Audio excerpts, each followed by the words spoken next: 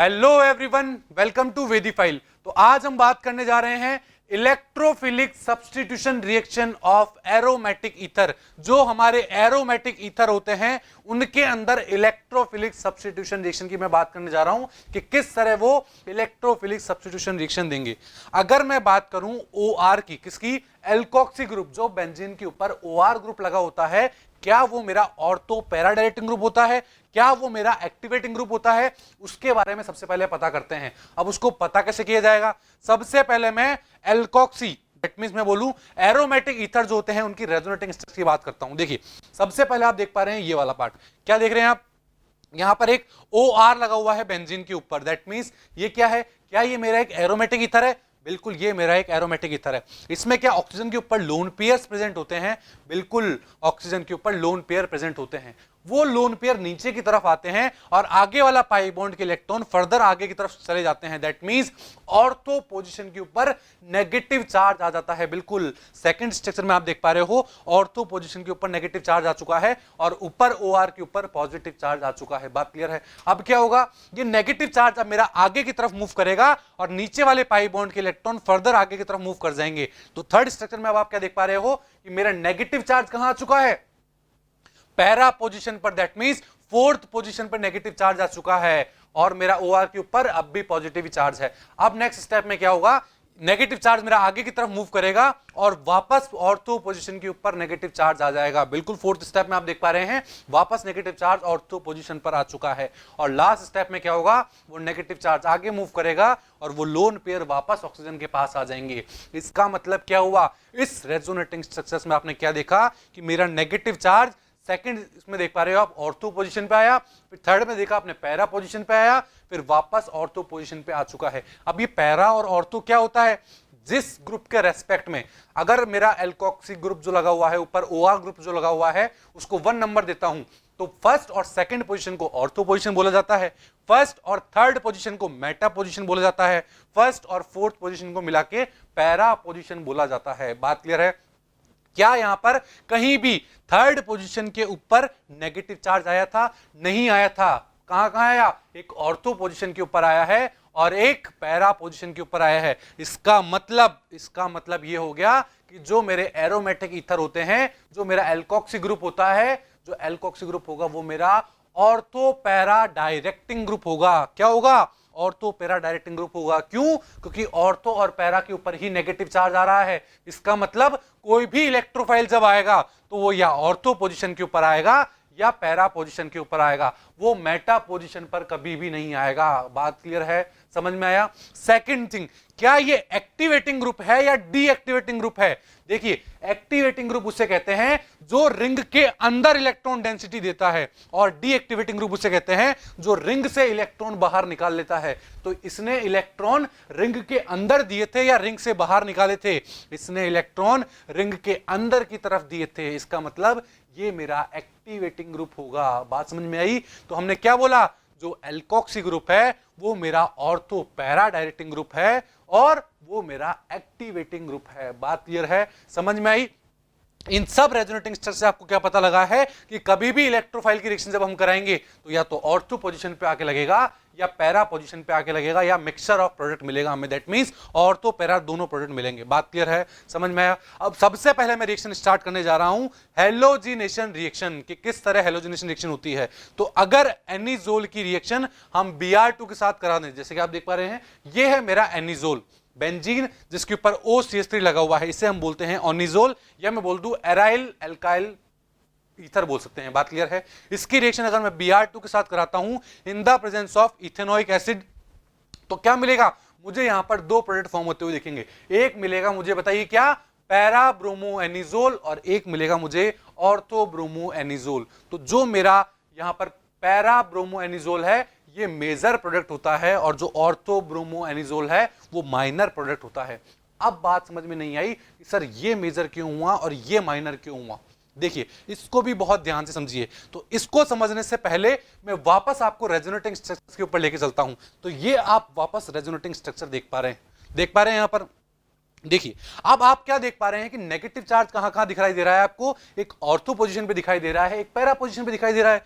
कोई दिक्कत नहीं है यहां तक। आगे देखिए, अब हमने जब माइनस आई और प्लस आई पढ़ रहे थे, इंडक्टिव इफेक्ट जब हमने पढ़ा था तब हमने देखा था कि OCH3 जो होता है वो एक माइनस आई इफेक्ट भी लगाता है। दैट मींस उस बॉन्ड के इलेक्ट्रॉन कुछ हद तक अपनी तरफ भी खींचता है। माइनस आई, मैं माइनस आर नहीं बोल रहा हूं, मैं बोल रहा हूं negative inductive effect, minus I effect भी लगाता है। तो माइनस जो हमने इंडक्टिव इफेक्ट पढ़ा था उसमें क्या देखा था कि वो तो डिस्टेंस डिपेंडेंट प्रॉपर्टी होती है।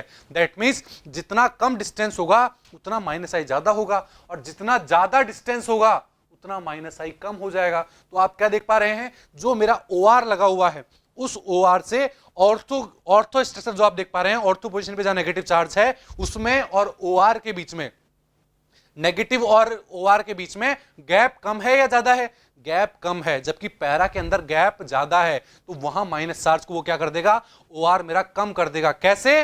वो ऊपर से क्या लगाएगा, माइनस आई इफेक्ट लगाएगा। माइनस आई तो पैरा में भी लगेगा बट वो इतना ज्यादा नहीं लगेगा। क्यों? क्योंकि वहां पर डिस्टेंस बढ़ चुकी है माइनस और OR के बीच में। इसीलिए हमने क्या बोला कि पैरा पर लगने वाला मेरा BR मेजर प्रोडक्ट बनाता है, 90% प्रोडक्ट बनाता है, और मेरा माइनर प्रोडक्ट ऑर्थो प्रोडक्ट बनता है। बात समझ में आई? इसीलिए जब हमने ये रिएक्शन देखी थी इसमें क्या देखा था, एक सिचुएशन देखा था, जो पैरा प्रोडक्ट था मेरा वो मेजर प्रोडक्ट था, और जो मेरा ऑर्थो प्रोडक्ट था वो मेरा माइनर प्रोडक्ट था। बात क्लियर है? तो ये बात हुई हमारी किसकी, हेलोजिनेशन रिएक्शन की, कि हमने किस तरह एरोमेटिक ईथर के अंदर हेलोजिनेशन रिएक्शन के बारे में बात करी। अब मैं बात करता हूं फ्रीडल क्राफ्ट एल्काइलेशन रिएक्शन की। किसकी? फ्रीडल क्राफ्ट एल्काइलेशन रिएक्शन की। तो अगर फ्रीडल क्राफ्ट एल्काइलेशन रिएक्शन की बात करूं तो इसके अंदर हमारा इलेक्ट्रोफाइल क्या होगा? आप जानते हैं कि जब मैं CH3Cl की रिएक्शन एनहाइड्रस AlCl3 के साथ कराता हूं, किसके साथ? CHCl3 की रिएक्शन एनहाइड्रस AlCl3 के साथ कराता हूं, तो वहां पर मुझे CH3 पॉजिटिव बनता हुआ दिखता है। क्या बनता है? CH3 पॉजिटिव बनता हुआ दिखता है। इसका मतलब इलेक्ट्रोफाइल मेरा CH3 पॉजिटिव होगा। बात क्लियर है? अब रिएक्शन कैसे होगी उसके बारे में बात करते हैं। देखिए, वही मैंने लिया एनिजोल, इसकी रिएक्शन मैं किसके साथ कराऊंगा? CH3Cl और एनहाइड्रस AlCl3 के प्रेजेंस में रिएक्शन होगी है, तो क्या बनेगा? एक मेरे पास बनेगा मेरा पैरा पोजीशन के ऊपर CH3 आके लग जाएगा, और एक मेरा वही ऑर्थो पोजीशन के ऊपर CH3 आके लग जाएगा। दैट मींस एक बनेगा मेरे पास 2-मिथॉक्सीटोलुइन और एक बन जाएगा मेरे पास 4-मिथॉक्सीटोलुइन। अब मेजर कौन सा होगा? यहां पर भी मेरा मेजर प्रोडक्ट वही बनेगा पैरा वाला। दैट मींस 4-मिथॉक्सीटोलुइन जो होगा वो मेरा मेजर प्रोडक्ट होगा, और 2-मिथॉक्सी जो होगा टोलुइन वो मेरा माइनर प्रोडक्ट हो जाएगा। बात समझ में आई? तो यहां पर आपने क्या देखा, क्या एल्काइल पार्ट बेंजीन के ऊपर लगा है? बिल्कुल, इसीलिए इसको कहते हैं फ्रीडल क्राफ्ट एल्काइलेशन। बात क्लियर है? अब मैं बात करता हूं Friedel craft acylation. Friedel craft acylation क्या होता है? जिसमें असाइल ग्रुप आके लग जाए।